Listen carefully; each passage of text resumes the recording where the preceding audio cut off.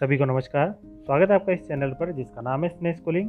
आज हम कक्षा 10वीं गणित की अध्याय 4 द्विघात समीकरण की शुरुआत करने जा रहे हैं। इसके लिए हमने अध्याय 2 में बहुपद के बारे में पढ़ा है। बहुपदों में जो बहुपद ax² + bx + c के रूप में होता है उसे हम द्विघात बहुपद कहते हैं। द्विघात बहुपद इसलिए कहते हैं क्योंकि इसमें चर राशि अर्थात x इसकी सबसे बड़ी घात 2 है, तो इसलिए इस बहुपद को द्विघात बहुपद कहते हैं। इस द्विघात बहुपद के साथ यदि हम शून्य का प्रयोग कर लें अर्थात इसे ax² + bx + c बराबर 0 रख लें, तब ये एक द्विघात समीकरण बन जाती है।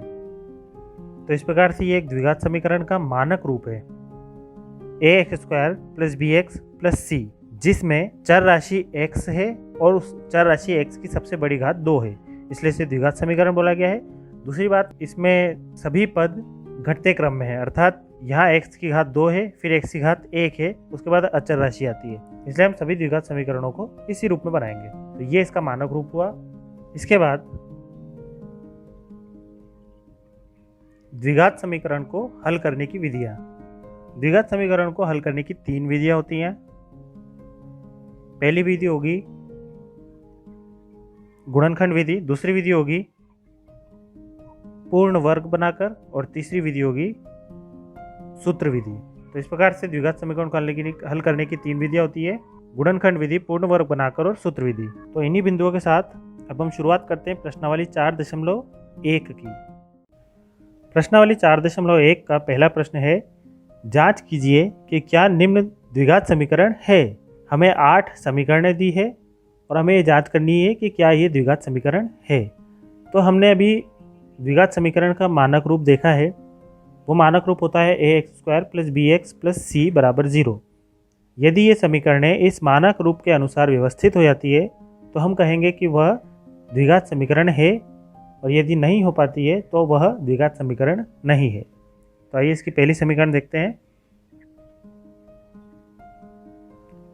पहले प्रश्न की पहली समीकरण है x + 1 का होल स्क्वायर बराबर 2 ब्रैकेट में x - 3।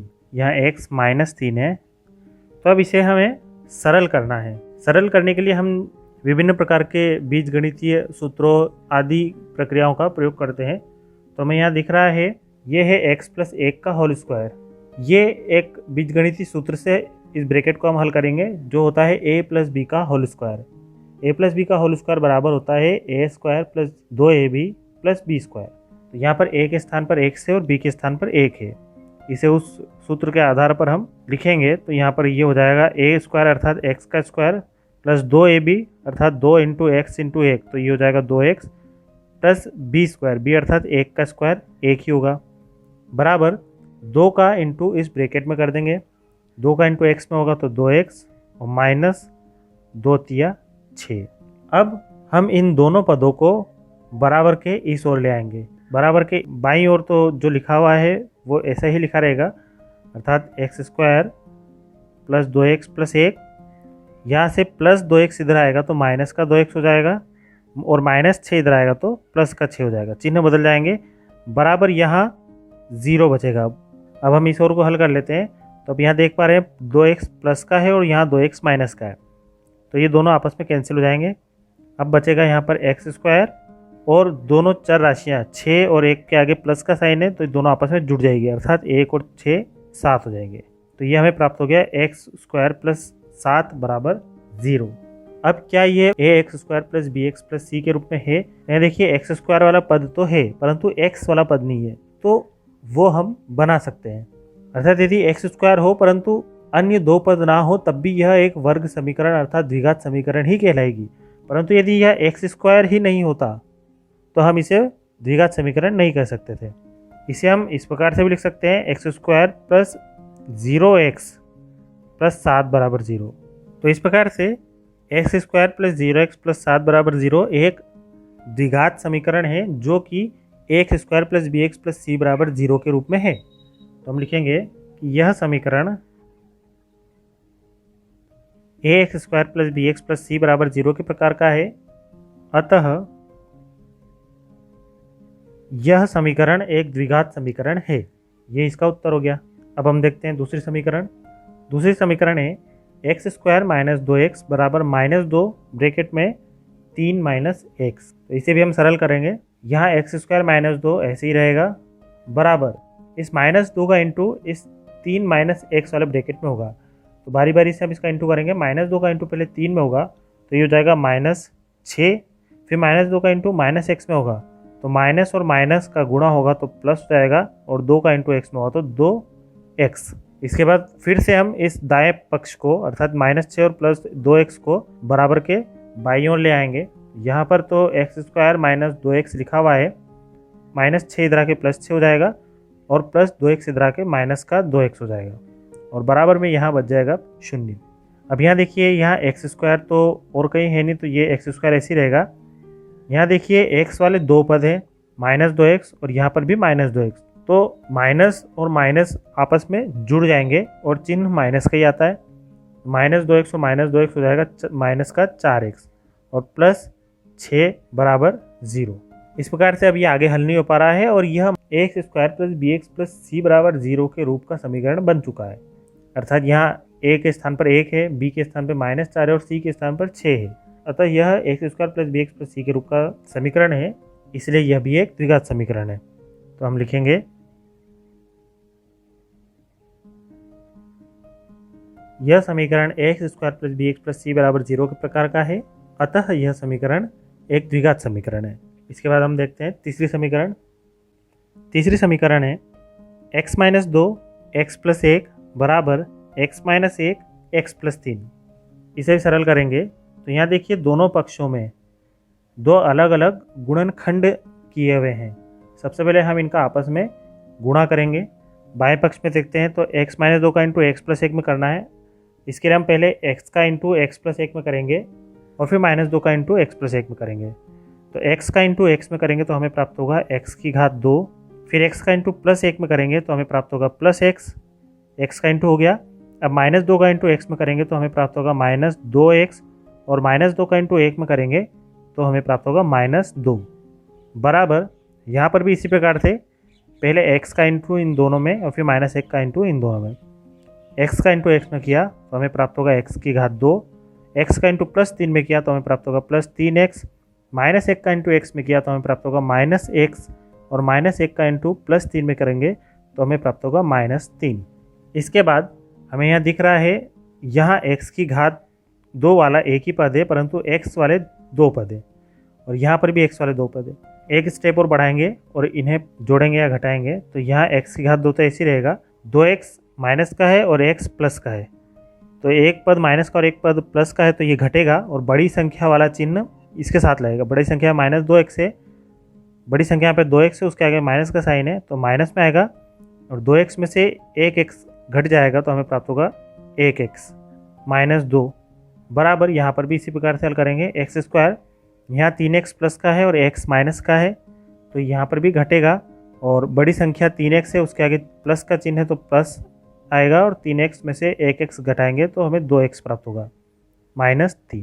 इसके बाद फिर से दाएं पक्ष के सभी पदों को हम बाईं ओर लेके आएंगे। तो बाईं ओर लिखा हुआ है पहले से x square minus x minus 2, यहाँ से प्लस एक्स स्क्वायर इधर आ गया तो माइनस एक्स स्क्वायर हो जाएगा, प्लस 2x इधर आके -2x और -3 इधर आके प्लस का 3 बराबर यहाँ बचेगा 0। यहाँ आप देख पा रहे हैं x की घात 2 प्लस में है और यहाँ x की घात 2 माइनस में है तो ये दोनों आपस में कैंसिल हो जाएंगे, प्लस और माइनस आपस में कैंसिल हो गए। फिर x वाले पद देखते हैं तो यहाँ x माइनस में और यहाँ पर भी x वाला पद माइनस में है, दोनों माइनस में है तो दोनों जुड़ जाएंगे परंतु चिन्ह माइनस का आएगा। तो यहाँ 1x है और यहाँ 2x है, दोनों जुड़ के हो जाएंगे माइनस के 3x। फिर यहाँ देखें अचर पद में -2 और यहाँ 3 है, घटेगा 3 में से 2 घटाएंगे तो हमें 1 प्राप्त होगा और बड़ी संख्या प्लस की इसलिए प्लस का 1 बराबर 0। तो आप देख पा रहे हैं कि यहाँ x वाला पद है परंतु x की घात 2 वाला पद नहीं है। द्विघात समीकरणों में हमें x की घात 2 का पद चाहिए होता है और मानक रूप में x की घात 2 वाले पद का गुणांक 0 कभी भी नहीं होता है। तो हम यहाँ पर 0x² नहीं लिख सकते क्योंकि मानक रूप में a बराबर 0 नहीं हो सकता, इसलिए ये एक द्विघात समीकरण नहीं है। तो हम लिखेंगे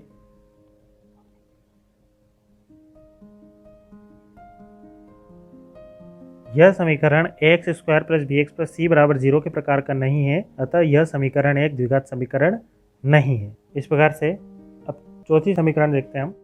चौथी समीकरण है x माइनस 3 2x प्लस 1 बराबर x ब्रैकेट में x प्लस 5। यहाँ हमें दिख रहा है बाएं पक्ष में दो गुणनखंड है और दाएं पक्ष में भी ये गुणनखंड है, तो सबसे पहले इनका आपस में गुणा करना होगा। तो पहले हम x का गुणा इस 2x प्लस 1 में करेंगे, फिर माइनस 3 का गुणा 2x प्लस 1 में करेंगे। x का गुणा 2x में करेंगे तो हमें मिलेगा 2x की घात 2, फिर x का गुणा प्लस 1 में करेंगे तो हमें मिलेगा प्लस x।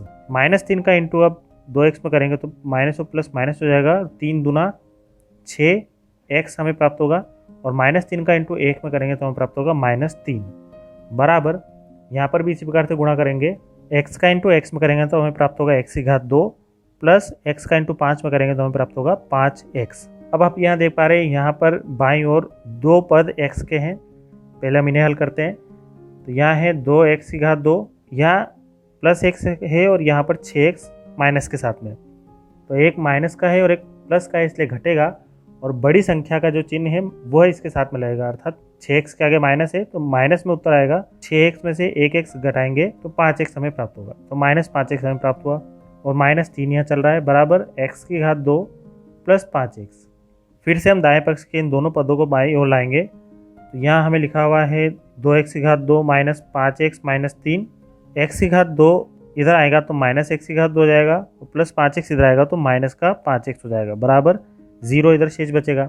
यहाँ देख पा रहे हैं आप 2x की घात 2 और x की घात 2 के दो पद हमें मिल रहे हैं, तो एक प्लस का है और एक माइनस का है तो हम घटा देंगे। 2x की घात 2 में से 1x की घात 2 घटाएंगे तो हमें 1x की घात 2 प्राप्त होगा, अर्थात x की घात 2।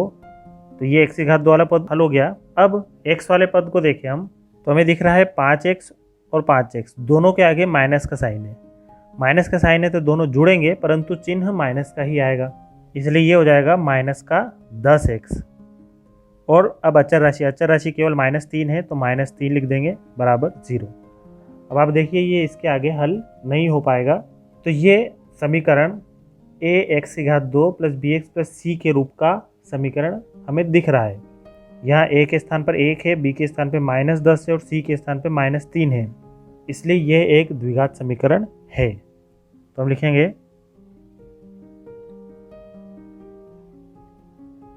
यह समीकरण ax square plus bx plus c बराबर 0 के प्रकार का है, अतः यह समीकरण एक द्विघात समीकरण है।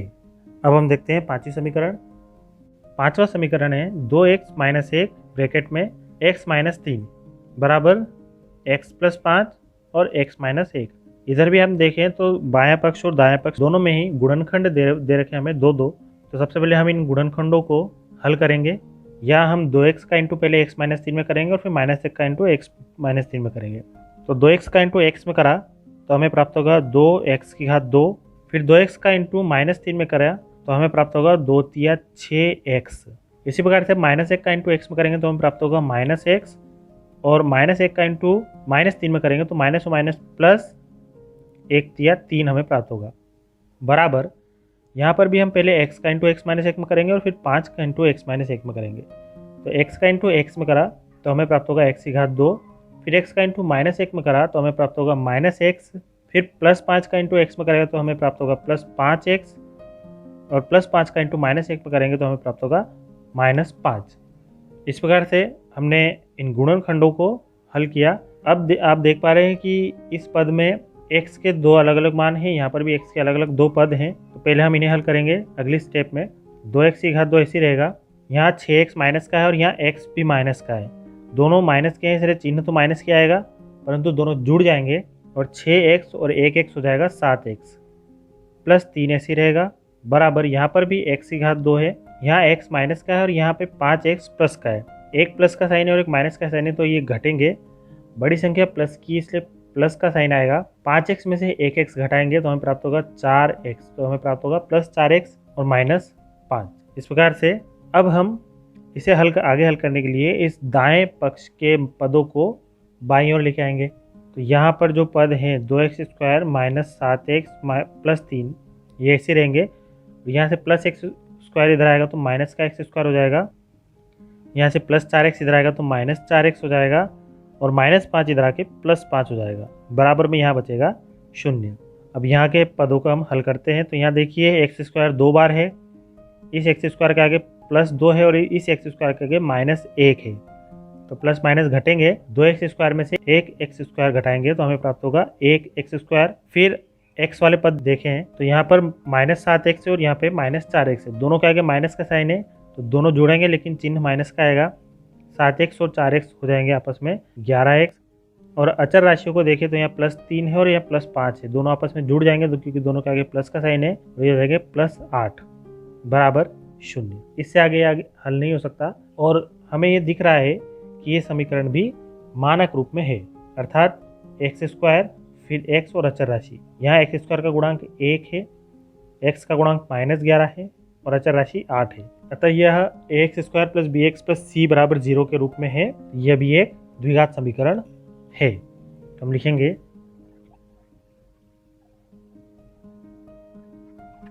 यह समीकरण ax² + bx + c बराबर 0 के प्रकार का है। अतः यह समीकरण एक द्विघात समीकरण है। इस प्रकार से हमारा पांचवें समीकरण की हमने जांच कर ली। अब हम देखते हैं छठा समीकरण। छठा समीकरण है x² + 3x + 1 बराबर x - 2 का होल स्क्वायर। तो यहाँ पर बाएं पक्ष में हमें हल करने की आवश्यकता नहीं है, परंतु दाएं पक्ष में हमें दिख रहा है कि ये x - 2 की घात 2, अर्थात यह भी एक बीजगणितीय सूत्र से हल किया जा सकता है, जो होता है a - b की घात 2 बराबर a की घात 2 - 2ab + b की घात 2। उसका प्रयोग करके हम इस ब्रैकेट को हल करेंगे। तो बाएं पक्ष को हम ऐसे लिख देते हैं x² + 3x + 1 बराबर, यहाँ a के स्थान पर x है और b के स्थान पर 2 है। तो a - b की घात 2 बराबर a की घात 2 - 2ab + b की घात 2 के आधार पर a की घात 2 अर्थात x की घात 2 -2ab अर्थात -2 × x × 2 अर्थात तीनों का आपस में गुणा करेंगे तो 4x ये हो जाएगा, और प्लस b की घात 2, यहाँ b के स्थान पर 2 है तो 2 की घात 2 4 हमें प्राप्त होगा। अब हम फिर से दाएं पक्ष के सभी पदों को बाईं ओर लेके आते हैं। तो यहाँ है x की घात 2 + 3x + 1, x की घात 2 प्लस का इधर के माइनस का x की घात 2 हो जाएगा, -4x इधर के +4x हो जाएगा और +4 इधर के -4 हो जाएगा बराबर 0। अब आप देख पा रहे हैं यहाँ x की घात 2 प्लस का है और यहाँ x की घात 2 माइनस का है। दोनों के गुणांक समान है, इसलिए दोनों आपस में कैंसिल हो जाएंगे। अब x वाले पदों को देखें तो यहाँ 4x है और यहाँ 3x है, दोनों प्लस के हैं तो दोनों जुड़ जाएंगे, इसलिए ये हो जाएगा +7x। और अचर राशियों को देखें तो यहाँ -4 है और यहाँ 1 है, एक माइनस का एक प्लस का है तो दोनों घटेंगे और -3 हमें प्राप्त होगा बराबर 0।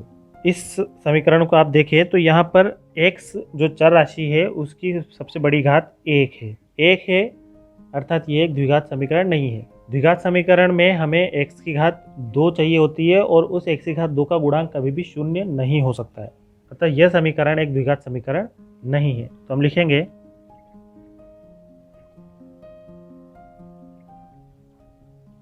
यह समीकरण ax² + bx + c बराबर 0 के प्रकार का नहीं है, अतः यह समीकरण एक द्विघात समीकरण नहीं है। अब हम देखते हैं सातवीं समीकरण।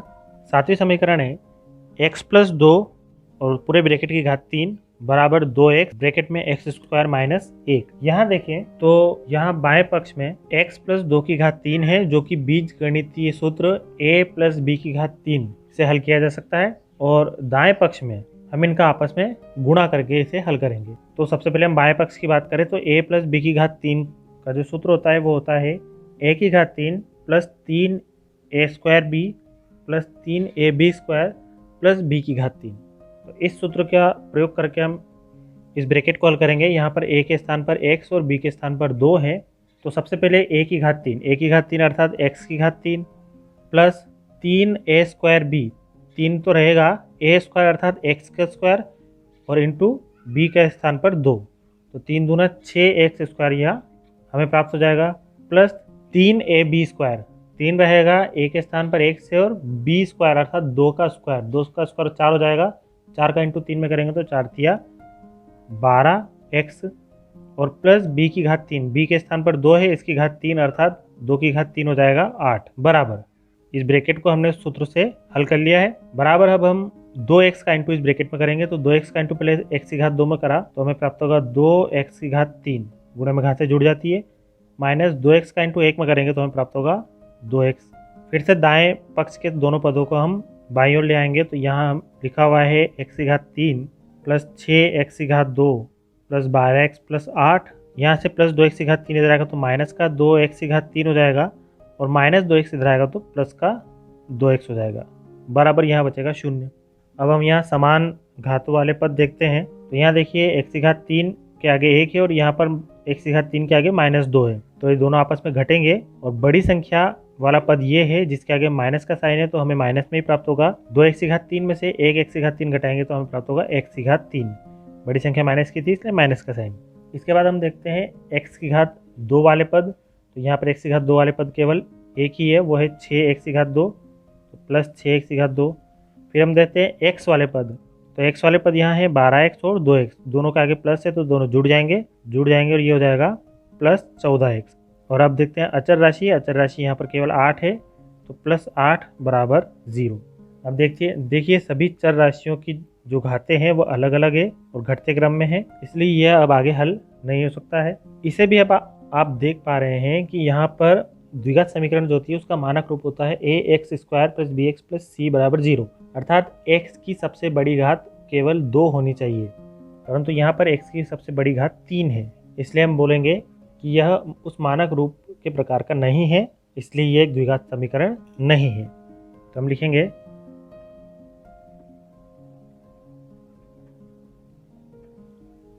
यह समीकरण ax² plus bx plus c बराबर 0 के प्रकार का नहीं है, अतः यह समीकरण एक द्विघात समीकरण नहीं है।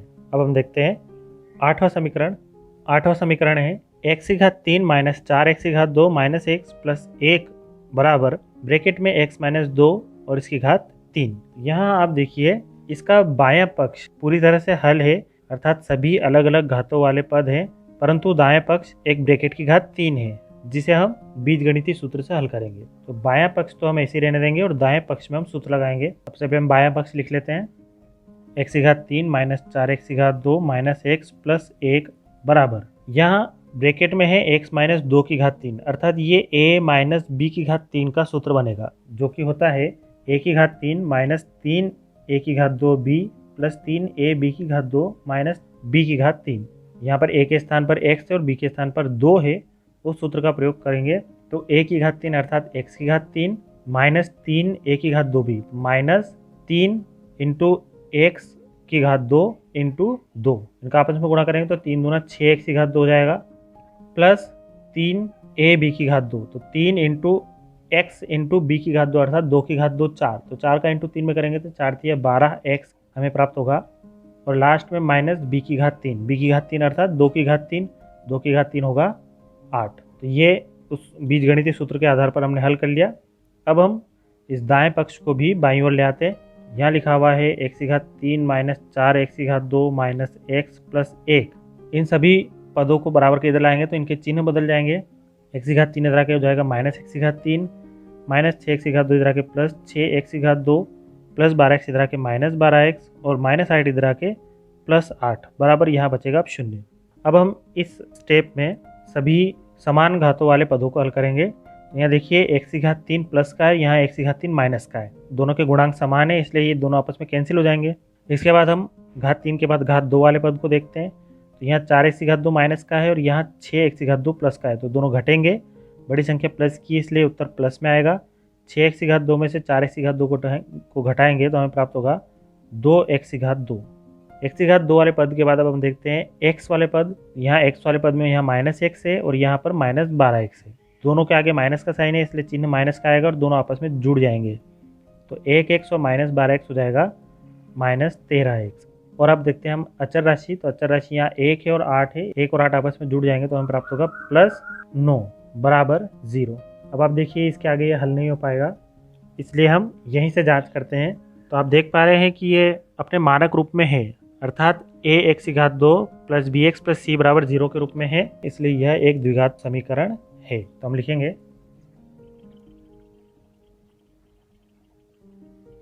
यह समीकरण ax² plus bx plus c बराबर 0 के प्रकार का है, अतः यह समीकरण एक द्विघात समीकरण है। तो इस प्रकार से हमें 8 समीकरणें दी हुई थी और हमने 8 समीकरणों में ये जांच कर ली है कि कौन द्विघात समीकरण है और कौन द्विघात समीकरण नहीं है। अब हम देखते हैं इस प्रश्नावली का दूसरा प्रश्न। अब इस प्रश्नावली का दूसरा प्रश्न है, निम्न स्थितियों को द्विघात समीकरणों के रूप में निरूपित कीजिए। हमें 4 स्थितियां दी हुई है और इन चारों स्थितियों को हमें द्विघात समीकरण के रूप में निरूपित करना है। तो पहली स्थिति है, एक आयताकार भूखंड का क्षेत्रफल 528 वर्ग मीटर है। क्षेत्र की लंबाई मीटरों में चौड़ाई के दुगुने से 1 अधिक है। हमें भूखंड की लंबाई और चौड़ाई ज्ञात करनी है। इस स्थिति को हमें एक समीकरण के रूप में दर्शाना है। तो सबसे पहले जब भी इस प्रकार के प्रश्न आए तो जो ज्ञात करना होता है सबसे पहले हम उसे मानेंगे। हमें ज्ञात करना है भूखंड की लंबाई और चौड़ाई। अब चूंकि प्रश्न में कंडीशन लंबाई के लिए दी हुई है कि क्षेत्र की लंबाई चौड़ाई के दुगने से 1 अधिक है, लंबाई के बारे में बोला गया है, इसलिए हम सबसे पहले चौड़ाई को x मानेंगे और लंबाई को इस कंडीशन के आधार पर हम मान लेंगे। सबसे पहले हम मान लेते हैं, माना आयताकार भूखंड की चौड़ाई बराबर x मीटर। यहाँ इकाई हमें मीटर लेने की, क्योंकि प्रश्न में क्षेत्रफल वर्ग मीटर में है और लंबाई मीटरों में ही है, तो हमने चौड़ाई मान ली। अब लंबाई के लिए हमें कंडीशन दी हुई है। प्रश्न में बोला है कि एक आयताकार भूखंड का क्षेत्रफल 528 वर्ग मीटर है, वो भी अब हम लिखेंगे। आगे लिखा है कि क्षेत्र की लंबाई चौड़ाई के दुगने से 1 अधिक है, यानी हमने चौड़ाई x माना है और लंबाई के लिए कंडीशन दी हुई है। लंबाई के लिए बोला गया है कि लंबाई चौड़ाई के दुगने से 1 अधिक है। चौड़ाई के दुगने अर्थात हमें चौड़ाई x मानी है, इसका दुगुना हो जाएगा 2x और इस दुगने से 1 अधिक है अर्थात +1 कर देंगे। तो अब ये हमारी इस भूखंड की लंबाई आ जाएगी। इसे भी हम मीटर में लिखेंगे। तो हमने चौड़ाई x मानी, लंबाई हमने प्रश्न में दी गई शर्त के अनुसार 2x + 1 मान ली। प्रश्न में भूखंड का क्षेत्रफल भी दिया है, तो भूखंड का क्षेत्रफल दिया है प्रश्न में 528 वर्ग मीटर। इस प्रकार से हमें आयताकार भूखंड की चौड़ाई x प्राप्त है, लंबाई 2x + 1 प्राप्त है और क्षेत्रफल 528 वर्ग मीटर प्राप्त है। हमें इसकी वास्तविक चौड़ाई और लंबाई ज्ञात करनी है। तो चूंकि हम जानते हैं ये भूखंड एक आयताकार है और आयताकार भूखंड अर्थात आयत का क्षेत्रफल या आयताकार भूखंड का क्षेत्रफल, आयताकार भूखंड का क्षेत्रफल अर्थात आयत का क्षेत्रफल होता है लंबाई गुणित चौड़ाई। अब हमें आयताकार भूखंड का क्षेत्रफल तो पता है 528, तो क्षेत्रफल के स्थान पर तो हम 528 लिख देंगे, बराबर लंबाई के स्थान पर हम लिखेंगे 2x + 1 और इंटू ब्रैकेट लगाए तो हमें यहाँ इंटू लगाने की आवश्यकता नहीं है। चौड़ाई के स्थान पर हम लिख देंगे x। बस अब हम इसे हल करके एक द्विघात समीकरण बनाएंगे। यहाँ 528 बराबर, यहाँ देखिए बीच में गुणे का निशान है, इसलिए x का इंटू 2x में भी होगा और इस x का इंटू 1 में भी होगा। x का इंटू 2x में होगा तो हमें प्राप्त होगा 2x² प्लस x का इंटू 1 में होगा तो x।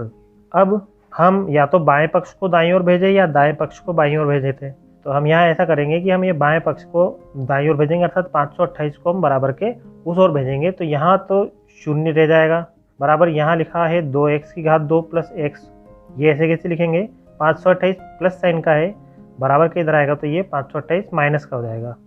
इस प्रकार से हमारी समीकरण बन गई।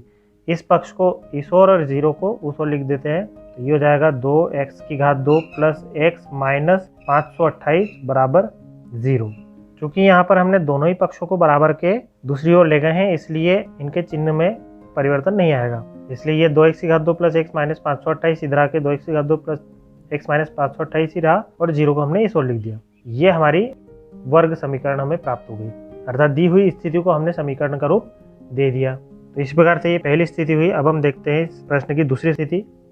दूसरे प्रश्न की दूसरी स्थिति है, 2 क्रमागत धनात्मक पूर्णांकों का गुणनफल 306 है, हमें पूर्णांकों को ज्ञात करना है। तो प्रश्न में हमें 2 पूर्णांक ज्ञात करने हैं और कंडीशन दी है कि वो दोनों गुणनखंड क्रमागत है और उनका गुणनफल 306 है। तो क्रमागत है इसलिए हमें, यदि हम पहला पूर्णांक माना पहला पूर्णांक बराबर x, ये हमने पहला पूर्णांक माना। अब क्रमागत है इसलिए दूसरा पूर्णांक इससे 1 अंक अधिक वाली संख्या होगी, अर्थात दूसरा पूर्णांक लिखने के लिए हमें इस पहले पूर्णांक में 1 जोड़ देना है, तो वो क्रमागत हो जाएगा। तो हम लिखेंगे दूसरा पूर्णांक बराबर x प्लस 1। इस प्रकार से ये 2 क्रमागत पूर्णांक हो गए। पहला पूर्णांक x और क्रमागत है इसलिए उसमें पहले पूर्णांक में 1 जोड़ दिया तो दूसरा पूर्णांक, तो ये क्रमागत पूर्णांक हो गए। दूसरी चीज प्रश्न में दी हुई है, इन दोनों पूर्णांकों का गुणनफल 306 है। तो अब इन स्थितियों के आधार पर हम सवाल को हल करते हैं। चूंकि हमें दिया है दोनों पूर्णांकों का गुणनफल 306, तो हम यदि x और x प्लस 1 का गुणा करेंगे तो हमें 306 प्राप्त होगा। तो अतः दोनों पूर्णांकों का गुणनफल अर्थात x और x प्लस 1 इनका यदि हम गुणा करेंगे तो हमें 306 प्राप्त होगा। इसे हम हल करेंगे। x का इंटू एक्स में करेंगे तो यहाँ x की घात 2 प्लस x का इंटू 1 में करेंगे तो x बराबर 306। यहाँ से 306 को हम बराबर के इस ओर ले आएंगे तो ये हो जाएगा x की घात 2 प्लस x, यहाँ प्लस का 306 इधर आके माइनस का 306 हो जाएगा बराबर 0। ये हमारी समीकरण बन गई और हमने इस स्थिति को भी एक द्विघात समीकरण का रूप दे दिया। अब हम देखते हैं तीसरी स्थिति। तीसरी स्थिति है रोहन की माँ उससे 26 वर्ष बड़ी है, उनकी आयु का गुणनफल अब से 3 वर्ष पश्चात 360 हो जाएगी। हमें रोहन की वर्तमान आयु ज्ञात करनी है। तो हमें प्रश्न में रोहन की आयु ज्ञात करनी है, इसलिए हमें रोहन की आयु को x मानेंगे और प्रश्न में दी गई कंडीशन के अनुसार रोहन की माँ की आयु को भी हम मान लेंगे। तो मानेंगे माना रोहन की आयु बराबर x वर्ष। अब प्रश्न में शुरुआत में ही कंडीशन दी है कि रोहन की माँ उससे 26 वर्ष बड़ी है। तो यदि रोहन की आयु x वर्ष है तो रोहन की माँ की आयु 26 वर्ष बड़ी है, अर्थात x प्लस 26 हो जाएगी। रोहन की आयु में हम 26 जोड़ देंगे तो उसकी माँ की आयु प्राप्त हो जाएगी हमें। तो हम लिखेंगे वह रोहन की माँ की आयु बराबर x प्लस 26 वर्ष। तो इस प्रकार से रोहन की आयु x वर्ष व रोहन की माँ उससे 26 वर्ष बड़ी है, इसलिए रोहन की माँ की आयु x प्लस 26 वर्ष। प्रश्न में बोला है कि रोहन की माँ उससे 26 वर्ष बड़ी है, उनकी आयु का गुणनफल अब से 3 वर्ष पश्चात 360 हो जाएगी। यानी कि हमें 3 वर्ष पश्चात रोहन की आयु और 3 वर्ष पश्चात रोहन की माँ की आयु ज्ञात करनी है। और ये जो आयु है ये दोनों की वर्तमान आयु है, इसलिए यहाँ हम लिख देंगे वर्तमान आयु। तो ये वर्तमान आयु है। हमें दोनों की पहले 3 वर्ष पश्चात की आयु निकालनी है, तो हम लिखेंगे अतः रोहन की 3 वर्ष पश्चात आयु, 3 वर्ष पश्चात अर्थात 3 वर्ष के बाद की आयु रोहन की कितनी हो जाएगी। तो अगर वर्तमान आयु x है तो 3 वर्ष बाद उसकी आयु में 3 हम जोड़ देंगे, अर्थात वर्तमान आयु x में हम 3 जोड़ देंगे तो ये हो जाएगा x प्लस 3 वर्ष। ये रोहन की 3 वर्ष बाद की आयु हो जाएगी। और इसी प्रकार से रोहन की माँ की 3 वर्ष की बाद की आयु, रोहन की माँ की वर्तमान आयु x प्लस 26 है। 3 वर्ष पश्चात हमें निकालनी है, तो हमें इनकी आयु में भी 3 वर्ष जोड़ देना है। तो ये हो जाएंगे x प्लस 26 और 3 आपस में जोड़ के 29 हो जाएंगे, अर्थात x प्लस 29 वर्ष रोहन की माँ की 3 वर्ष पश्चात आयु होगी। अब हमने दोनों की 3 वर्ष पश्चात की आयु निकाल ली। तो इसी के लिए हमें प्रश्न में कंडीशन दी है कि उनकी आयु का गुणनफल अब से 3 वर्ष पश्चात 360 हो जाएगी। यानी कि रोहन की 3 वर्ष बाद की आयु और रोहन की माँ की 3 वर्ष बाद की आयु, इन दोनों का गुणनफल 360 है। तो प्रश्नानुसार x प्लस 3 और x plus 29, x plus 3 Rohan की आयु और x प्लस 29 रोहन की माँ की आयु, इन दोनों का गुणनफल बराबर 360 होगा। अब हमें इस समीकरण को हल करके एक द्विघात समीकरण का रूप देना है। तो यहाँ हमें दिख रहा है 2 अलग अलग कोष्टक है। तो पहले हम इस x का इंटू दोनों पदों में करेंगे इस कोष्टक, और फिर से इन 3 का इंटू इन दोनों पदों में करेंगे। तो पहले x का इंटू x में करेंगे तो x की घात 2, x का इंटू प्लस 29 में करेंगे तो प्लस 29x, फिर यहाँ 3 का इंटू x में करेंगे तो प्लस 3x, और प्लस 3 का इंटू हम 29 में करेंगे तो 87 बराबर 360। यहाँ देखिए x और x के 2 पद हैं, पहले हम इसे हल करते हैं। x की घात 2 प्लस 29x और 3x आपस में जोड़ेंगे तो हमें प्राप्त होगा 32x प्लस 87। अब हम यहाँ से 360 को भी बराबर के इधर ले आते हैं। यहाँ प्लस का 360 इधर आके माइनस का 360 हो जाएगा और बराबर के बाद बचेगा 0। अगले चरण में x की घात 2 प्लस 32x ऐसे ही रहेगा, और यहाँ दोनों अचर राशियाँ आपस में घट जाएगी क्योंकि एक प्लस की और एक माइनस की है। तो 360 में से हम 87 घटाएंगे तो हमें प्राप्त होगा 273, और चूँकि बड़ी संख्या 360 है उसके आगे माइनस का साइन है, इसलिए 273 भी माइनस का आएगा बराबर 0। अभी आगे हल नहीं हो पा रहा है, तो ये हमारी एक द्विघात समीकरण बन चुकी है। यही हमारा उत्तर है। इस स्थिति को भी अब हमने एक द्विघात समीकरण का रूप दे दिया। अब हम देखते हैं चौथी स्थिति। चौथी स्थिति है एक रेलगाड़ी 480 किलोमीटर की दूरी समान चाल से तय करती है। यदि इसकी चाल 8 किलोमीटर प्रति घंटा कम होती तो वह उसी दूरी को तय करने में 3 घंटे अधिक लेती। हमें रेलगाड़ी की चाल ज्ञात करनी है। तो सबसे पहले हमें जो ज्ञात करना है उसे हम मानेंगे रेलगाड़ी की चाल हमें ज्ञात करनी है तो हम मानेंगे रेलगाड़ी की चाल x किलोमीटर प्रति घंटा। तो हम लिखेंगे रेलगाड़ी की चाल बराबर x किलोमीटर प्रति घंटा। ये हमने चाल मानी। प्रश्न में हमें रेलगाड़ी द्वारा कुल तय की गई दूरी भी दे रखी है 480 किलोमीटर। तो हमें कुल दूरी दी हुई है 480 किलोमीटर। तो हमने चाल x मान ली और दूरी हमें 480 किलोमीटर दे रखी है। चाल और दूरी हमें पता है तो अब हम रेलगाड़ी द्वारा लिया गया समय पता कर सकते हैं। अतः जिसके लिए हम जानते हैं सूत्र समय बराबर दूरी बटे चाल। इस सूत्र में हम इन मानों को भरेंगे तो दूरी है 480 और बटे चाल है x। तो ये लिया गया समय हो जाएगा 480 बटे x घंटा।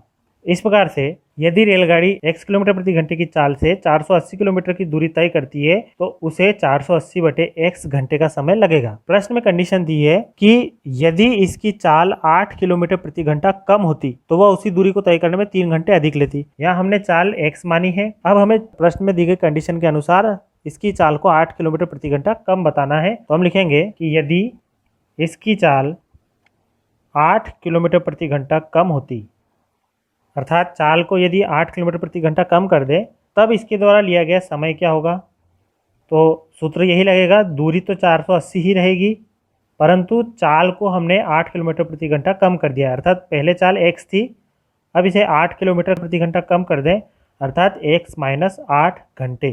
तो सामान्य चाल इसकी है x और 8 किलोमीटर प्रति घंटा कम करने पर इसकी चाल हो जाएगी x माइनस 8। सामान्य चाल x में समय ले रही है 480 बटे x घंटे और 8 किलोमीटर प्रति घंटा कम करने पर इसके द्वारा लिया गया समय हो जाएगा 480 बटे x माइनस 8 घंटे। प्रश्न में कंडीशन दी है कि यदि ये 8 किलोमीटर प्रति घंटा कम होती इसकी चाल तो वह उसी दूरी को तय करने में 3 घंटे अधिक लेती। तो यहाँ देखिए तुलना की गई है। इसके लिए हम प्रश्नानुसार लिखेंगे और इन दोनों अलग अलग चालों द्वारा लिए गए समय को हम बराबर के दोनों ओर रख देंगे। एक और लिखेंगे हम सामान्य चाल पर समय बराबर दूसरी ओर लिखेंगे हम 8 किलोमीटर प्रति घंटा चाल कम होने पर समय। सामान्य चाल पर समय है इसका 480 बटे x और 8 किलोमीटर प्रति घंटा चाल कम होने पर इसका द्वारा लिया गया समय है 480 बटे x माइनस 8। यहाँ देखिए 3 घंटे अधिक समय ले रही है ट्रेन। किस स्थिति में ले रही है 3 घंटे अधिक समय? जब उसकी चाल 8 किलोमीटर प्रति घंटा कम हो। तो इस चाल से यदि वो चले x माइनस 8 किलोमीटर प्रति घंटे की चाल से चले तो वो 3 घंटे अधिक समय लेगी। तो चूंकि हमें बराबर दर्शाना है और बराबर जब दर्शाते हैं तो दूसरे पक्ष में इस तुलना का प्रभाव दर्शाया जाता है। अर्थात 3 घंटे अधिक समय इस चाल द्वारा ले रही है तो यहाँ पर 3 घंटे अधिक हमें दर्शाना होगा। इस प्रकार से ये तुलना करी। अब हम इस समीकरण को हल करेंगे। यहाँ देखिए इस 3 के बटे में कुछ नहीं तो हम 1 मान सकते हैं और इस 1 और x का हम लघुत्तम लेंगे। x और 1 का लघुत्तम x आएगा। लघुत्तम लेने के बाद यहाँ x है तो इस x से x कैंसिल हो जाएगा। 480 यहाँ ऐसे कैसे हम लिखेंगे प्लस यहाँ 1 लिखा है इसलिए इस x का इंटू 3 में कर देंगे तो यहाँ हो जाएगा 3x बराबर यहाँ 480 बटे x माइनस 8 ऐसे ही चल रहा है। इसके बाद हम क्रॉस मल्टीप्लाई कर देंगे x माइनस 8 का इंटू 480 प्लस 3x में और x का इंटू 480 में। 480 प्लस 3x में हम x माइनस 8 का इंटू करेंगे बराबर 480 में हम x का इंटू करेंगे तो 480x। यहाँ 480 का इंटू x में करने पर हमें प्राप्त होगा 480x। फिर 480 का गुणा इंटू माइनस 8 में करेंगे तो हमें प्राप्त होगा 3640 3640। इसके बाद 3x का इंटू हम प्लस x में करेंगे तो प्लस का 3x की घात 2 और प्लस 3x का इंटू माइनस 8 में करेंगे तो हमें प्राप्त होगा माइनस का 3 8 24x बराबर यहाँ चल रहा है 480x। अब यहाँ से भी हम 480x को बराबर के इस ओर ले आएंगे तो यहाँ 480x पहले से है माइनस 3640 प्लस 3x की घात 2 माइनस 24x और यहाँ प्लस 480x इधर आके माइनस का 480x हो जाएगा और बराबर अब बचेगा 0। यहाँ देखिए 480x प्लस का है और यहाँ माइनस का है, दोनों ही 480x आपस में कैंसिल हो जाएंगे। अब कुछ भी जोड़ना या घटाना शेष नहीं रह रहा है तो इसे हम क्रम से जमा देते हैं। सबसे पहले सबसे बड़ी घात 3x की घात 2, इसके बाद छोटी घात माइनस 24x, इसके बाद अचर राशि माइनस 3640 बराबर 0। यही हमारी द्विघात समीकरण हमें प्राप्त हो गई है। तो इसी प्रकार से इस स्थिति को भी हमने द्विघात समीकरण का रूप दिया। इस प्रकार से हमारा दूसरा प्रश्न भी समाप्त हुआ और प्रश्नावली 4.1 भी हमारी यही समाप्त होती है। प्रश्नावली के इन दोनों प्रश्नों के आधार पर आप उदाहरण 1 और उदाहरण 2 को भी आसानी से हल कर सकते हैं। अगले वीडियो में हम पढ़ेंगे प्रश्नावली 4.2। तब तक के लिए धन्यवाद।